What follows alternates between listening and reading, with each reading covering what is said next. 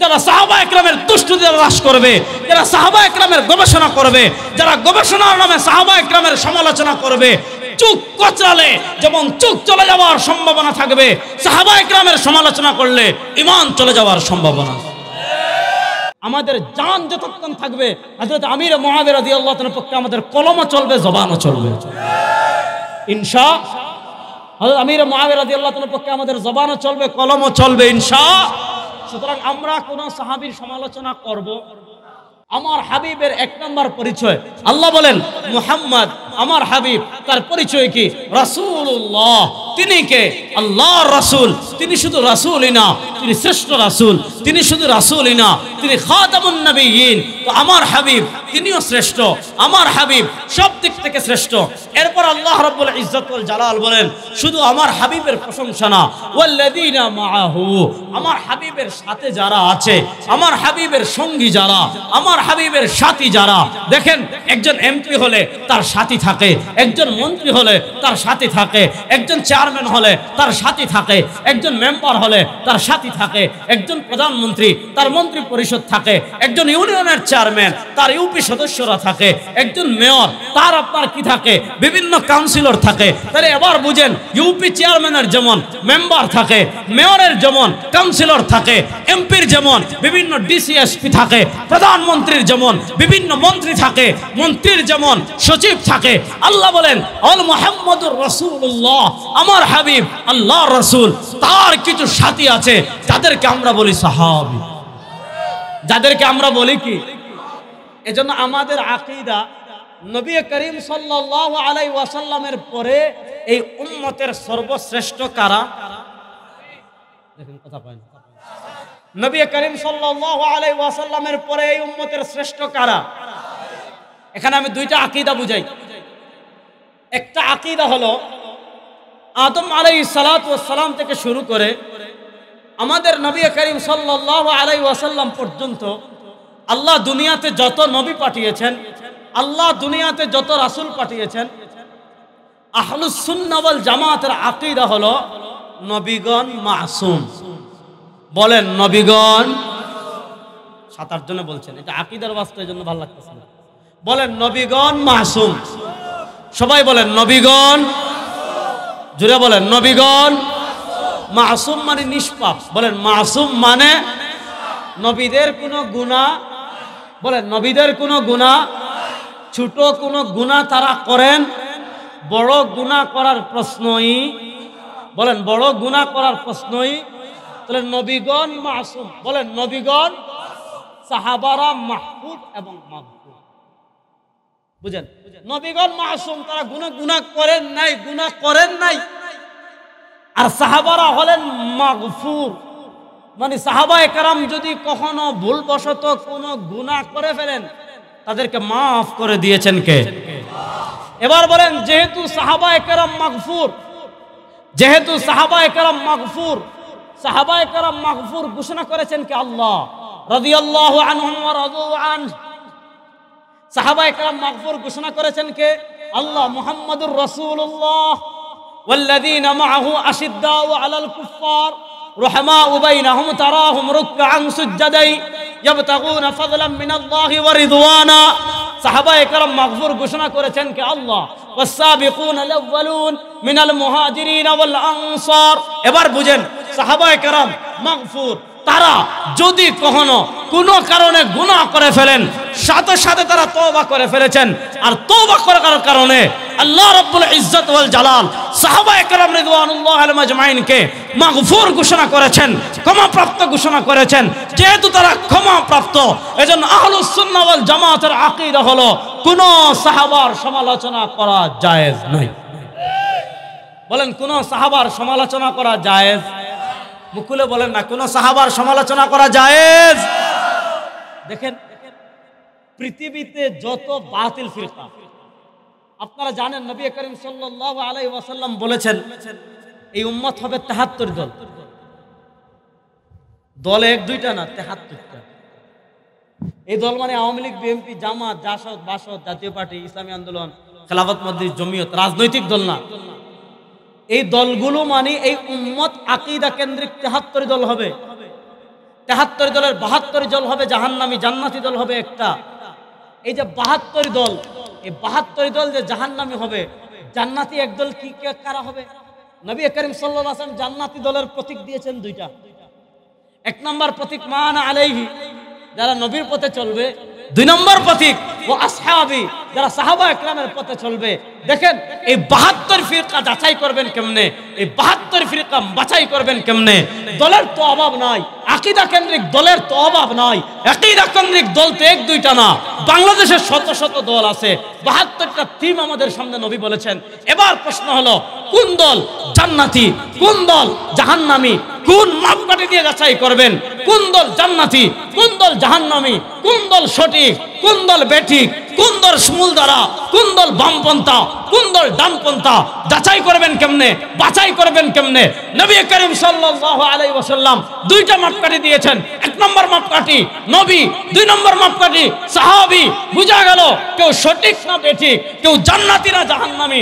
এটা বুঝার মাপকাঠি যেহেতু সাহাবায়ে কেরাম, যেহেতু সাহাবায়ে কেরাম মাপকাঠি, এজন্য কোন সাহাবীর সমালোচনা করা জায়েজ, কোন সাহাবীর সমালোচনা করা জায়েজ। ইমাম আহমদ ইবনে হাম্বল রাহিমাহুল্লাহর নাম শুনছেন? 4 ইমামের এক ইমাম। তার মানাকিবুল ইমাম আহমদ একটা কিতাব আছে। মানাকিবুল ইমাম আহমদে হযরত ওমর ইবনে আব্দুল আজিজ রাহিমাহুল্লাহর একটা কথা বর্ণনা করা হয়েছে। কথাটা বুঝেন। ওমর ইবনে আব্দুল আজিজ রাহিমাহুল্লাহ বলেন, ইন্না মাসালা আসহাবি রাসূলিল্লাহ সাল্লাল্লাহু আলাইহি ওয়াসাল্লাম কামাসালিল উয়ুন। হযরত ওমর ইবনে আব্দুল আজিজ রাহিমাহুল্লাহ বলেন, নবী করিম সাল্লাল্লাহু আলাইহি ওয়াসাল্লামের সাহাবায়ে কেরামের উপমা হলো কামাসালিল উয়ুন, মানুষের চোখের মতো। ইন্না মাসালা আসহাবি রাসূলিল্লাহ সাল্লাল্লাহু আলাইহি ওয়াসাল্লাম কামাসালি উয়ুন। নবী করিম সাল্লাল্লাহু আলাইহি ওয়াসাল্লামের সাহাবায়ে কেরামের উপমা হলো চোখের মতো। ওয়া ইন্না দাওয়া আল আইনি তারকু মাসসিহা, যদি কারো চোখ উঠে, যদি কারো চোখে ফুলে যায়, যদি কারো চোখ লাল হয়ে যায়, যদি কারো চোখে গুটা উঠে, সে চক্ষু বিশেষজ্ঞ হাসপাতাল ডাক্তারের কাছে যায়। চক্ষু বিশেষজ্ঞ ডাক্তার তাকে ড্রপ দে, চক্ষু বিশেষজ্ঞ ডাক্তার তাকে ঔষধ দে, চক্ষু বিশেষজ্ঞ ডাক্তার তাকে ড্রপ দিয়ে, তাকে ঔষধ দিয়ে একটা কথা বলে দে। কি কথা? যে চোখ কচলাবেন না। কারণ চোখে যদি প্রবলেম হয়, চোখ যদি উঠে যায়, চোখ যদি ফুলে যায়, চোখে যদি সমস্যা হয়, তাহলে আপনি যদি চোখ কচলাতে থাকেন, আপনি যদি চোখ ঘষতে থাকেন, চোখ যত কচলাবেন চোখে সমস্যা তত বাড়ার সম্ভাবনা আছে। আপনার যদি চোখে প্রবলেম হয় আর আপনি চোখ কচলাতে থাকেন, আপনি অন্ধ হয়ে যাওয়ার সম্ভাবনা আছে।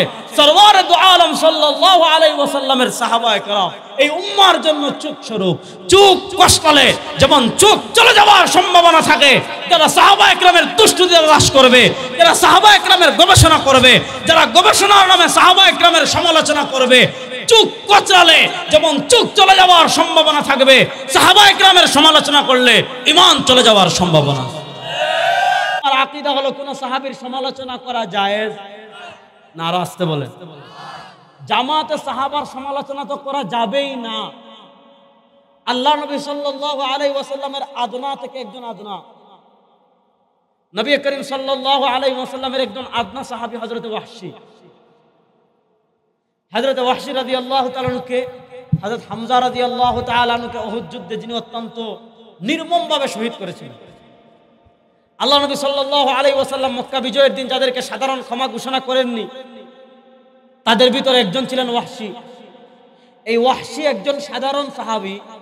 তাকে যদি এক পাল্লায় তুলেন আর ওলি আল্লাহদেরকে আরেক পাল্লায় তুলেন, সারা দুনিয়ার ওলি আল্লাহদের থেকে যেই সাহাবী জীবনে মাত্র একবার নবীকে দেখেছেন, যেই সাহাবী জীবনে তার চোখ দিয়ে মাত্র একবার নবী করিম সাল্লাল্লাহু আলাইহি ওয়াসাল্লামকে দেখেছেন, ইসলামে আহলে সুন্নাহ ওয়াল জামাতের আকীদা হলো ওই সকল ওলি আল্লাহর থেকেও একজন ছোট্ট সাহাবীর মর্যাদা আল্লাহর কাছে অনেক বেশি। এজন্য একজন ছোট্ট সাহাবী হযরত ওয়াহশী, হযরত ওয়াহশী রাদিয়াল্লাহু তাআলার সমালোচনা করা জায়েজ না হারাম? রাস্তা বলেন, হযরত ওয়াহশী রাদিয়াল্লাহু তাআলার সমালোচনা করা জায়েজ না হারাম? আচ্ছা বুঝেন, যেখানে ওয়াহশী রাদিয়াল্লাহু তাআলার সমালোচনা করা হারাম, সেখানে সাইয়্যিদুনা হযরত উসমান, খেলাফতে রাশিদা, খুলাফায়ে রাশিদিন, চারজন খুলাফায়ে রাশিদিনের অন্যতম হযরত উসমান রাদিয়াল্লাহু তাআলার সমালোচনা করা হালাল না হারাম? বড় আস্তে বললেন। আরেকজন ঐতিহাসিক সাহাবী আমিরুল মুমিনিন হযরত মুআবিয়া ইবনে আবি সুফিয়ান রাদিয়াল্লাহু তাআলা আনহুমা, নবী করিম সাল্লাল্লাহু আলাইহি ওয়াসাল্লামের শ্যালক,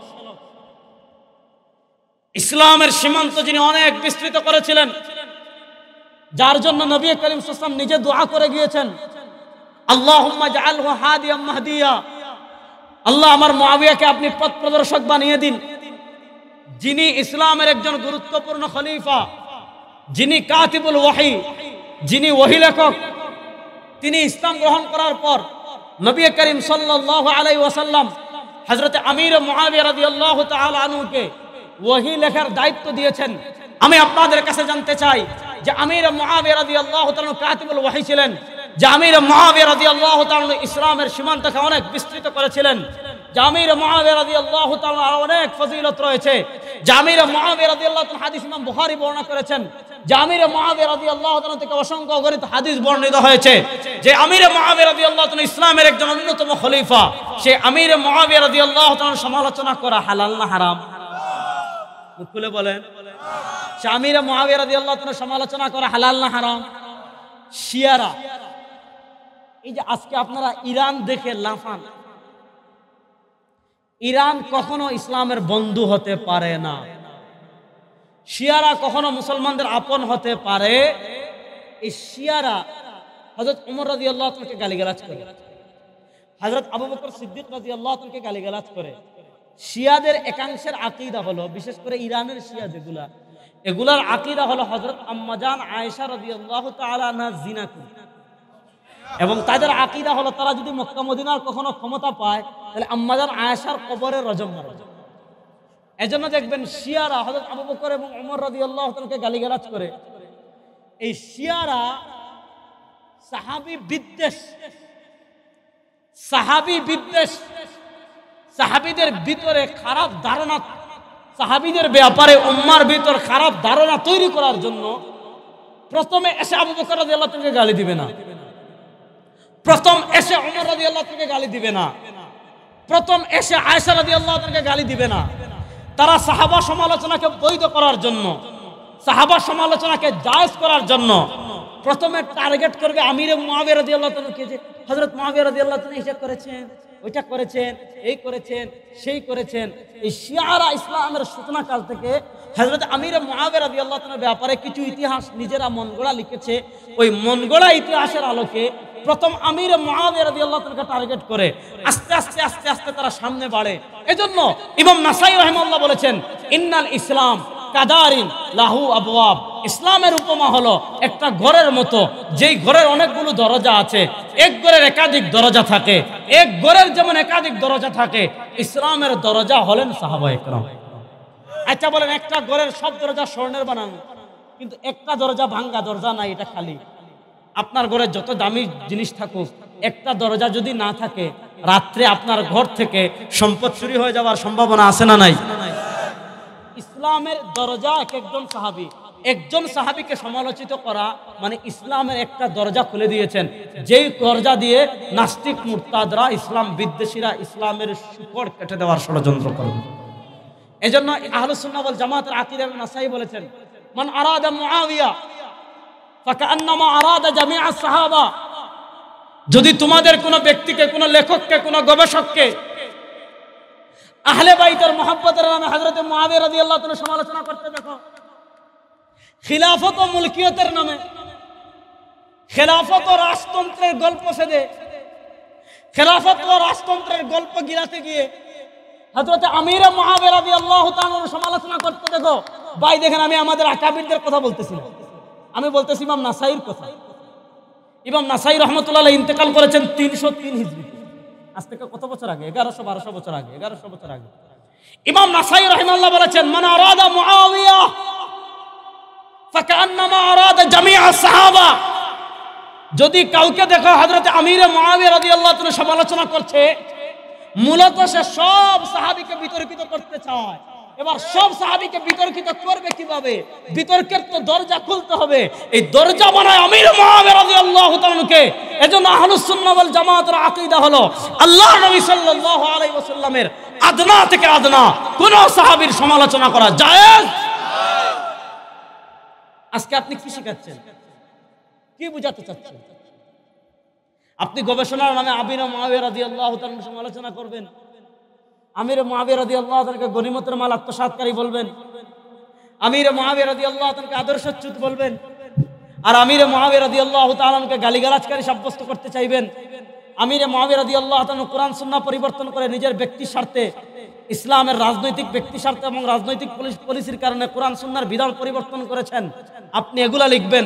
আমাদের জান যতক্ষণ থাকবে হযরত আমির মুআবিয়া রাদিয়াল্লাহু তাআলার পক্ষে আমাদের কলমও চলবে, জবানও চলবে ইনশাআল্লাহ। হযরত আমির মুআবিয়া রাদিয়াল্লাহু তাআলার পক্ষে আমাদের জবানও চলবে, কলমও চলবে ইনশাআল্লাহ। সুতরাং আমরা কোন সাহাবীর সমালোচনা করব, হাত তুলে বলেন, কোন সাহাবীর সমালোচনা করব, কোন সাহাবীকে গালিগালাজ করব? সব সাহাবাদেরকে আমরা ভালোবাসি, সব সাহাবা একরামকে আমরা, বড় আস্তে কইলেন, সব সাহাবা একরামকে আমরা, আল্লাহ নবী এবং সাহাবীর ভালোবাসা নিয়ে আমাদের সবাইকে কবরে যাওয়ার তৌফিক দান করেন। সবাই বলেন আমিন। যে গরম পড়ছে, আল্লাহ রাব্বুল আলামিন দোয়া করি খুব দ্রুত আমাদের দেশে বৃষ্টি বর্ষণ করুন। সবাই বলেন আমিন। আল্লাহ সব ধরনের আফাত মাসাইব গজব থেকে আমাদেরকে বেঁচে থাকার তৌফিক দান করেন আমিন। ইন আসাবতু ফামিনাল্লাহ ওয়া ইন আখতাতু ফামিন্নী ওয়া মিনাশ শাইতান। সুবহানাকাল্লাহুম্মা ওয়া বিহামদিকা আশহাদু আল্লা ইলাহা ইল্লা আনতা আস্তাগফিরুকা ওয়া আতুবু ইলাইক।